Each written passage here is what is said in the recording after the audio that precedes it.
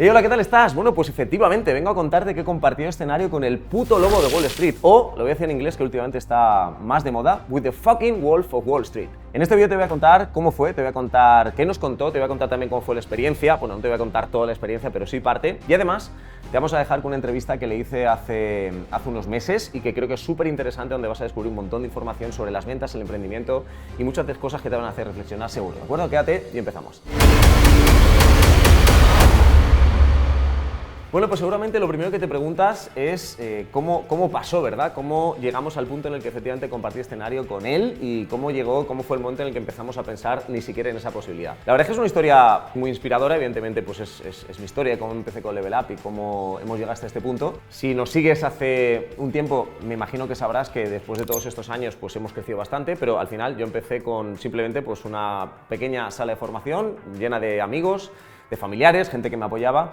Y empecé de cero absolutamente creyendo en algo, confiando en que existía la posibilidad de formar, de crear una metodología que le funcionase a pequeñas y medianas empresas, pero fue muy complejo al principio. Después de todo eso, lo que pasó es que, bueno, pues después de esos primeros meses súper complejos, Level Up empezó a crecer, empezaron a pasar de unas cuantas personas a decenas de personas. Con el tiempo, y estoy hablando de años, ¿verdad? Después fueron algunas cientos de personas, luego llegamos a las 1000 personas y luego llegó un momento, que eso fue hace unos meses, en el que nos seguimos retando, ¿verdad? Llega el momento en el que me reúno con el equipo y necesitamos algo que nos suponga un reto, que haga que la marca siga creciendo y que realmente pues, nosotros mismos nos parezca una locura. Y bueno, aquí en el equipo hay unos procesos de innovación en los que efectivamente hay una primera parte de ese proceso que consiste en pensar en grande. La indicación es algo muy loco, es decir, si no suena loco, no tiene sentido. Me imagino que también has visto la película del Lobo de Wall Street. Si no la has visto, pues te animo a verla porque es súper impactante, dirigida por Martin Scorsese, uno de los directores más afamados de la historia de Hollywood, protagonizada por Leonardo DiCaprio, no hace falta que te hable de él. Y resulta que, bueno, pues esa película yo la fui a ver hace unos cuantos años en el cine, me impactó mucho, para bien y para mal, tengo que ser honesto, es decir, hay una parte que me moló mucho, otra parte que es pues un poco decadente, correcto, pero sin embargo me quedé con la sensación de joder, este hombre dónde ha salido.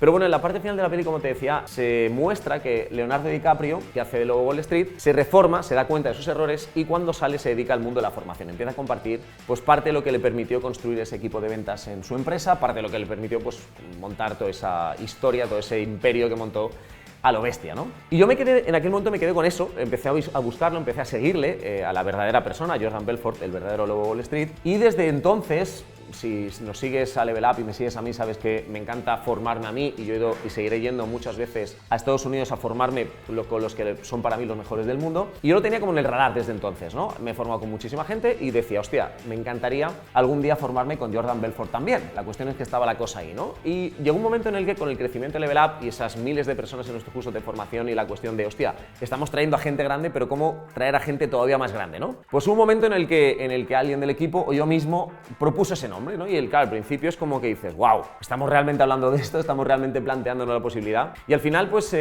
igual que le dije a Jordan cuando terminó su formación, el Money Making Master, que es el programa en el que participó dando un día completo de formación, le dije que ese primer momento en el que ya esa idea pasa a ser algo real, ese momento en el que se establece un primer contacto, ese momento en que se empieza a plantear la posibilidad, en que te dicen cómo funcionan las condiciones, en que empieza la negociación y en que finalmente es un acuerdo real de que va a venir, es como, Dios, hostia, ¿en serio? O sea, yo he compartido, la verdad es que he tenido el privilegio de compartir escenario tanto en Level Up como fuera de Level Up con gente muy grande.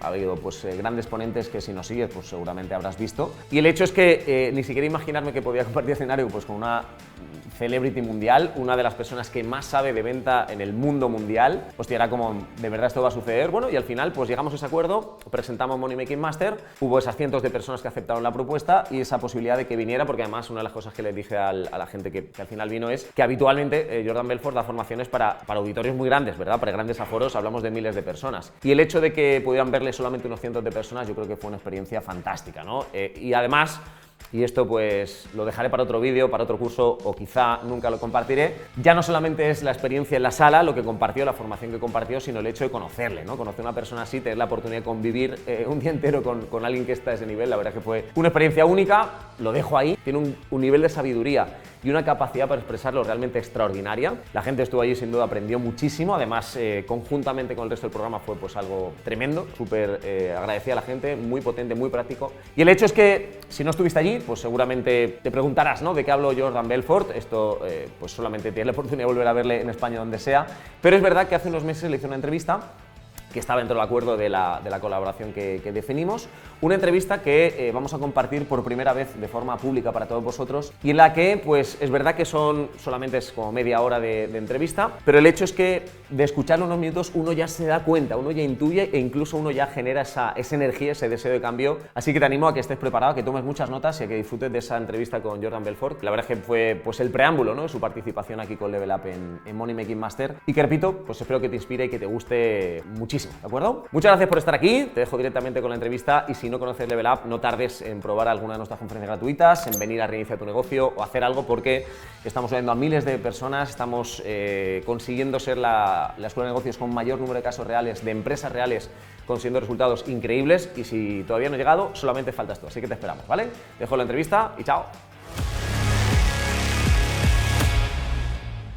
If we are ready, we are going to welcome in this virtual Zoom, in this virtual room, to a very important person. He's known worldwide. We are talking about one of the biggest business people in history, a guy that made history in Wall Street, and then we have even a movie based on his life. And instead of watching, or apart from watching the movie, which is great, we have the opportunity today to welcome him here directly, obviously from the States. So please, a round of applause to Jordan Belfort. He's here. So welcome, Jordan, to this Muchas gracias. ¿Cómo estás? online interview. Okay, here you are. How are you? ¿Cómo estás? Good. ¿Cómo estás tú? Bien, muy bien. Okay, good. That's great. So first of all, again, welcome to Level Up. Welcome to this online interview. It's a pleasure to have you here. We are looking forward to know more about your story and what you have to tell us about everything that has to do with sales. How are you feeling? I feel great. Terrific. Okay. So, well, before we go into the sales part, which probably our audience is looking forward to listen from you, I was explaining before you came into the interview, I was explaining to the audience which was the first time I realized how important sales skills were important for life. I realized I was actually in a seminar, in a seminar in London, and then there was a situation in which I realized and I said, wow, the sales skills from the guy that is on the stage is changing everything. Which was the first time in your life that you remembered, you realized and said, okay, I need to become a really sales expert or sales professional? Well, I think for me, I was fortunate that I was sort of I was a natural born salesperson, natural born closer. So for someone like myself, it was an innate talent I had that I then developed over many, many years and honed to perfection.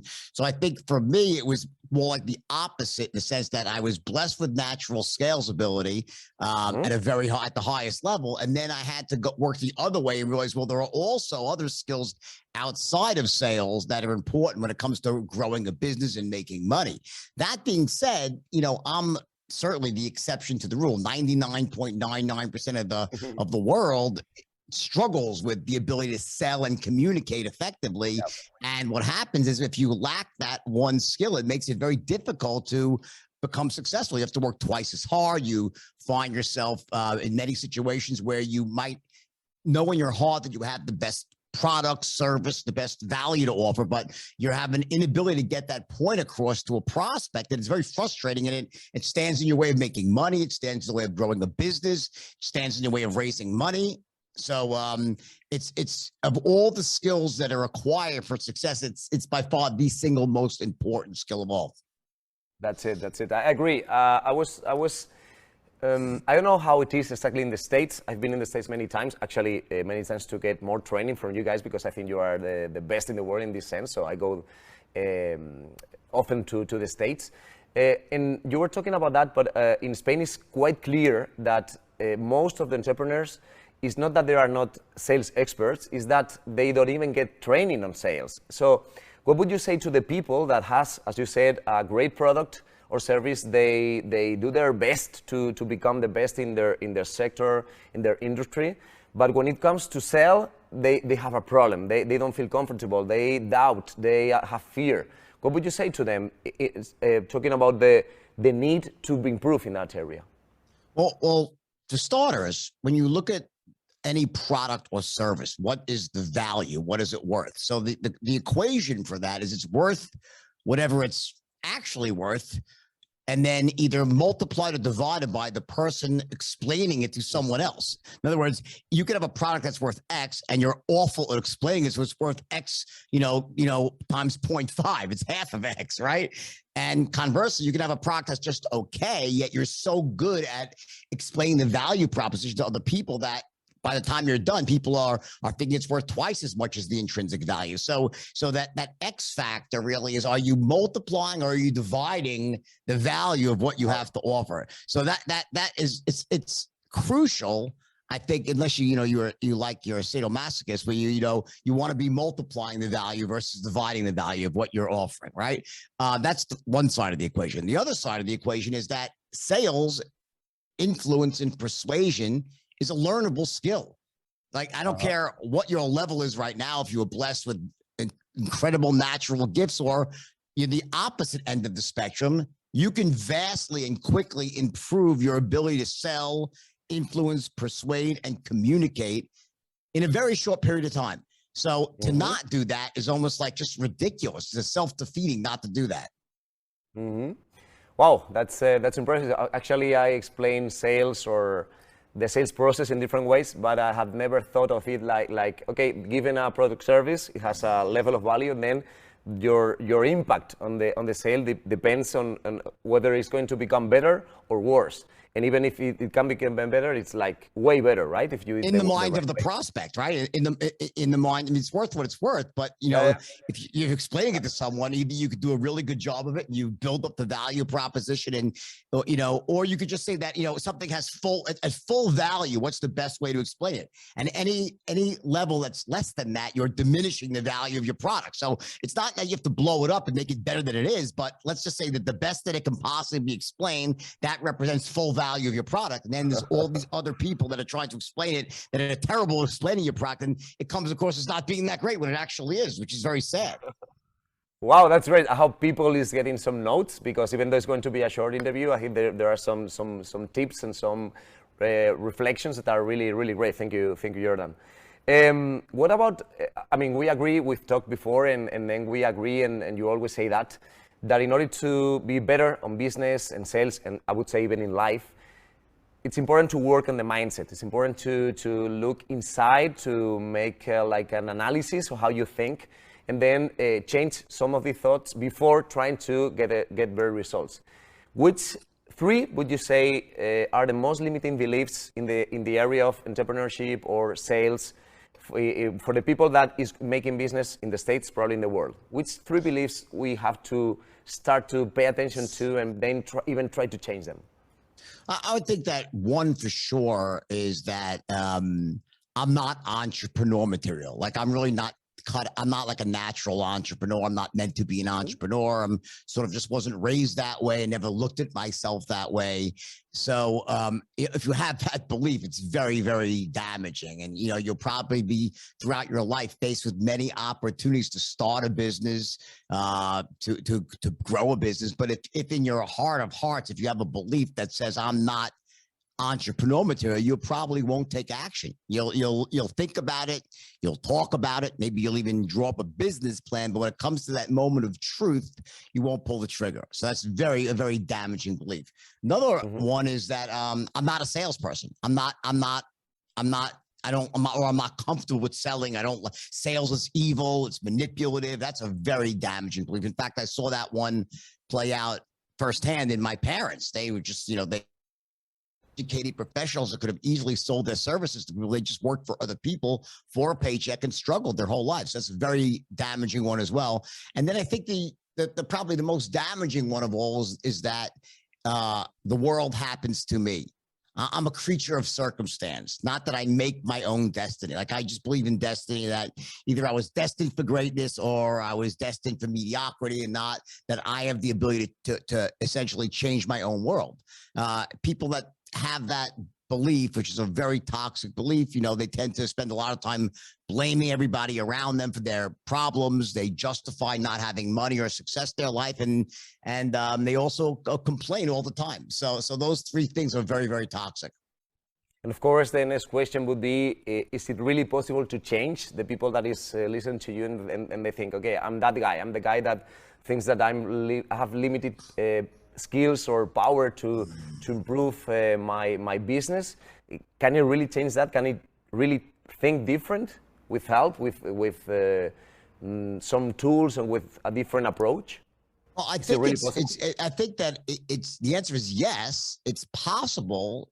In fact, people do it all the time. People change their beliefs all the time. You know, that's one of the gifts we have from God or nature, whichever you believe in, that as human beings, we have the ability to change our beliefs. I think the first thing that you need to understand with beliefs is that, you know, they disguise themselves as facts of life, but they're just beliefs. They're not set in stone. Now, there's typically two ways that people change their beliefs. One is if you experience massive pain or failure, or something happens in your life, like a really terrible outcome that really hits you, rocks you to your core, and it happens maybe once or even twice, you know, and then you start to, you know, get to the point where you're feeling so much pain over a belief you have that your brain says, well, I have no choice. I got to change this belief if it's causing you that much pain. That's one way to do it. And the problem is that you could sink pretty low before you get there, and some people never get there, right? The other way is through these sort of proven ways that they've, you know, developed over the years to change beliefs. And that is, you know, through processes that there's certain that are based on neurolinguistic programming, others that are just based on processes that are similar to that. But yes, the answer is you can change your beliefs. It doesn't happen in an instant, okay? But you can dramatically accelerate that process using certain proven techniques. I guess we're going to work when you come here to Spain. We're going to work not only in the sales part. I'm going to ask you some questions even to this sales process. You keep training to people everywhere in the world, but it's also I mean, we need to go first into the mindset. Otherwise, it's not going to work even if you have the best sales process in the world, right? Sure. I think just to be clear on that, I think that you can't look at it as sort of one thing or the other. You need to be working on both of them at the same time. So you don't want to just be, you know, caught up in what's happening up here, and then, you know, and say, well, until I get myself straight up here, I'm not even going to begin to address what's happening in the real world. So I think the idea is that there's these two sides of it. There's the inner game of success, there's the outer game. And you want to be working on both of them at the same time. That's great, Jordan. Thank you very much. I've been talking a little bit about your life. Everyone knows some period of time regarding your life, this period in which the movie is focusing on. But the question is, what happened before? My question to you is, was the movie on your life plan at some point when you were a teenager or young or something?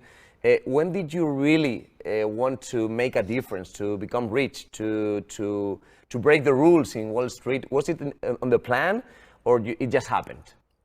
Well, breaking the rules wasn't part of the plan. No, I mean, that was not part of the plan, but it's pretty easy to break the rules on Wall Street. It happens every day at every brokerage firm. They're breaking the rules. Sometimes you get caught, sometimes you don't.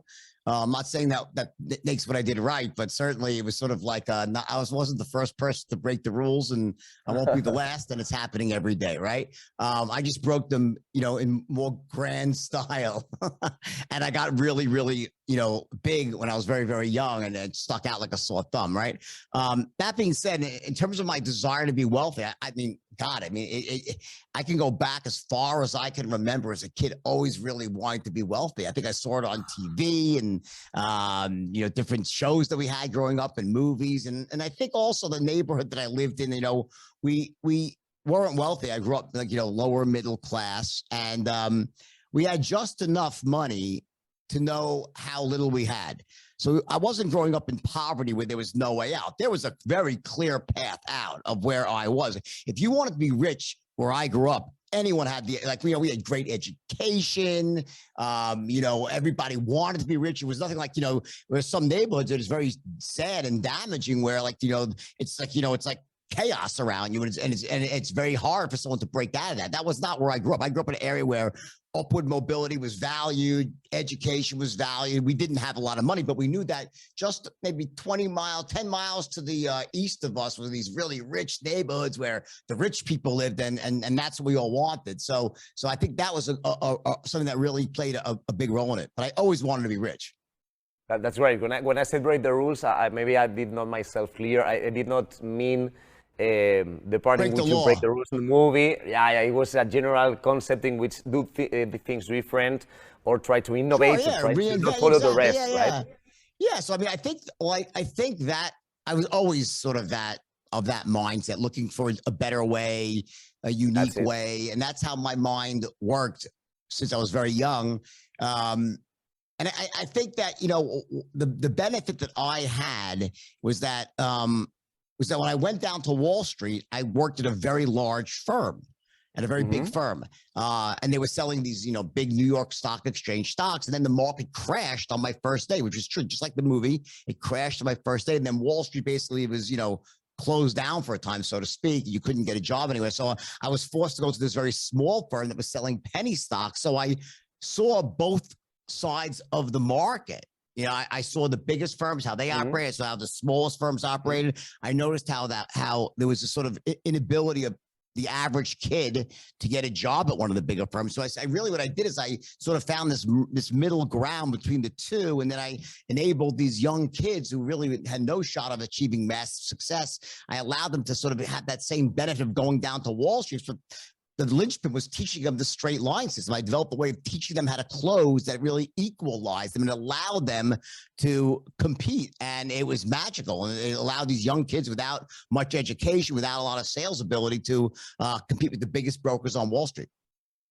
Yeah, that's it. I think the story is great. It's inspirational. And then even before all that period of your life, then we have the chance to have your knowledge, to your experience, to be shared with a lot of people in the world. So thank you very much, and that's really nice to listen to you. We're going to talk about sales when you come to Spain in November in Money Making Master, and you're going to talk about your straight line system, which is let's say the core system to improve on the sales area. Is there any tip or any tool our audience can get right now to even start trying to improve their conversion rates right away? Yeah, I think, you know, one of the just first things first is that, you know, I think sometimes people just forget how instrumental, how crucial the first few seconds of a conversation are, that first impression that you make. And if you don't make that correct first impression or establish yourself a certain way, which really is being sharp as a tack, sharp on the ball, that you're enthusiastic, that you're most importantly, an expert in your field, that's so crucial in those first few seconds of the conversation. So that's one of the things that you can just work on right away. And the way you do that is through a combination of tonality and body language. And by really honing in on those skills right away, it's instrumental, because without that, what ends up happening is the prospect perceives you as being a novice, and they try to take control of the conversation, and typically spirals out of control. Well, that's right. For the people that is listening to you, I think that's a clear indication, right? Try to concentrate a lot in the first seconds, try to lead the conversation, and try to have a clear strategy on how the conversation has to go. Even of course, we need more information, how to react and conduct the conversation in case it goes away from where the place you were to be. But I think this first tip is quite good, anyways. I think to put more energy and more focus, right, in the conversation. We have most of the people that is listening to us are business owners. They also want to improve their teams and their circle in this alignment with the values of the company, with the way we want to sell products or present them to the potential customers. But many times they feel alone. They feel that every time they time to explain how to do it, it doesn't work. That even though they have maybe a complete copy, text with what exactly you have to do, how to handle objections, they feel that everything they do is worthless, and then the team is going their own way by their own experience or their own criteria. is there any reflection they can do? Not only in the technical part, but most in the leading part. Why that happens, and is there anything they can do to get them closer and to have the same alignment and goals? I think that there's two sides to this. One is what type of training are you providing to your team? That's number one. And the second part is how often are you giving them that training? I think one of the things I've seen around the world is that most companies undertrain. They don't train nearly enough. They don't reinforce nearly enough. What I've learned over the years is what you say to people every once in a while doesn't really sink in that much, doesn't matter much. What you say to them every day or every other day has a massive impact. So there's repetition required. That's one thing. On the other side, I think one of the biggest mistakes that business owners make when they're trying to develop, train their sales forces is they don't provide them with an end-to-end solution. They'll provide them with little parts of the solution. Like they'll say, okay, here's how you might answer objections, or here's how you might present the product, or, here's how you ask the right questions, but they don't go through all of it from start to finish that's right. in a cohesive system. And what happens is when it's not a system that's from start to finish, it's very difficult for the average person to implement it. So one of the things about the straight line, which makes it so effective, why people love it all over the world, is that it's an end-to-end system. It takes the salesperson, the first word out of their mouth, right to the time they close the sale. So I think it's so crucial that you give someone an end-to-end system.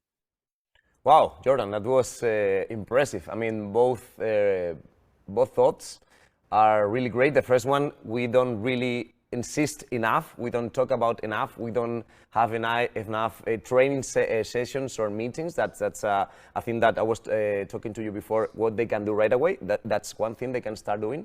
And the other one, the end-to-end solution. That's great. Even for me, I'm trying to think how I'm doing things in my company. Sure. And probably at some points, they have a partial information, right? It's going to work from here to here, but it's not the beginning, and definitely it's not the end. So I think that's a great part for improving in that part. Thanks a lot for that idea. We're going to share in this event, a training event, we're going to provide for the first time called Money Making Master in October with you.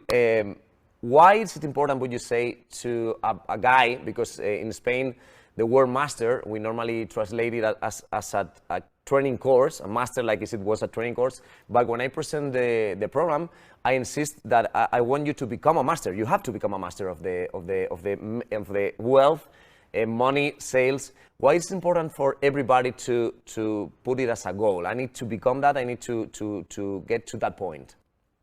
Well, I think number one is that achieving mastery over someone means you could also teach it to someone else. Is you just get such a more profound result by mastering something. And secondly, if you don't do it, the amount of money and success it's going to cost you is it's staggering. So it's worth it. I mean, you live once, you have one life to live here. And, I'm sure so many of you have great ideas, great products and services, but, you need to learn this information to really live your life at the highest level, to have all the fruits of your labor to be recognized. You're going to need this information. So to not master it just makes no sense to me. It's kind of idiotic. Like just to be a novice at this stuff. You need to master this. It's going to pay you back, every one of you back 10,000 times over. So it's the gift you give to yourself, basically. Why is it? I think it's clear for you. Probably it's also clear to me. But why is it important to have a lot of money? Because I share your vision. I wanted to become rich. Maybe not when I was a teenager, maybe when I was young, when I was starting to get into the professional life. But why is it important to have a lot of money? Why, in which sense life changes when you have money, when you are, when this is not a problem to you anymore? Well, I would say this, listen, I have been rich and been really incredibly happy. I've also been rich and not very happy, been miserable, been rich and miserable. I've been poor and miserable, but never once in my entire life have I been poor and happy. I can't be, it's like poverty makes me miserable. So I wouldn't say money buys happiness, but a lack of money is a passport to misery. So you need to make some certain amount of money, whatever that amount is for you, solve that money problem, and then you can get everything else in life. So it's just a certain amount of money that you need. Without that, good Lord, it's just so hard to live an empowered life. And there's so much great stuff to see in the world, do in the world, to help your parents, your community, and your children, and just all the causes you believe in. I mean, being rich is amazing. So it's the gift you give yourself again. Well, that's great, Jordan.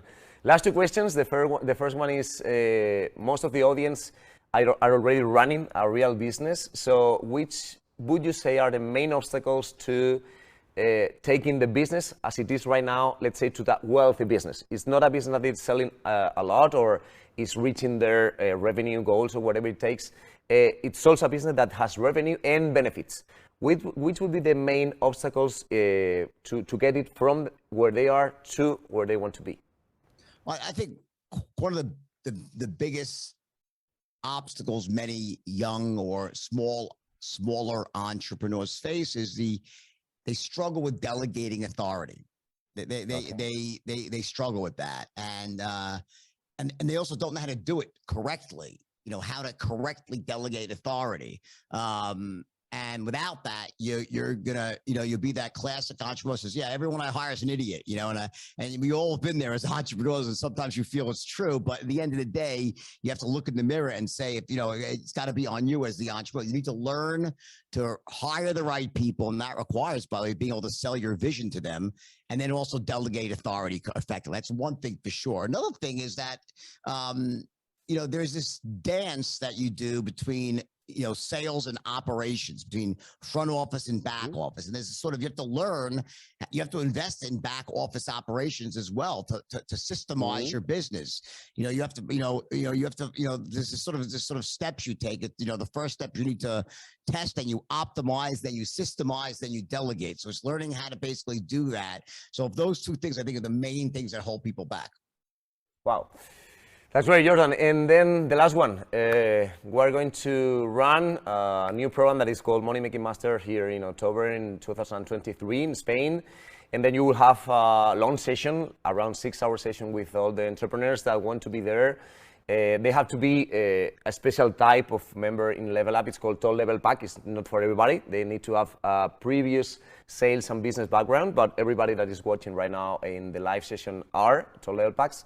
And then, since you are an expert in sales, I'm going to ask you a little bit of help. So, how would you? The promise would take 3 days. It's not only your session, but it will happen at some point, the third day. So the question would be, would you help me to sell exactly your training session? What are going to get? Why they have to be there?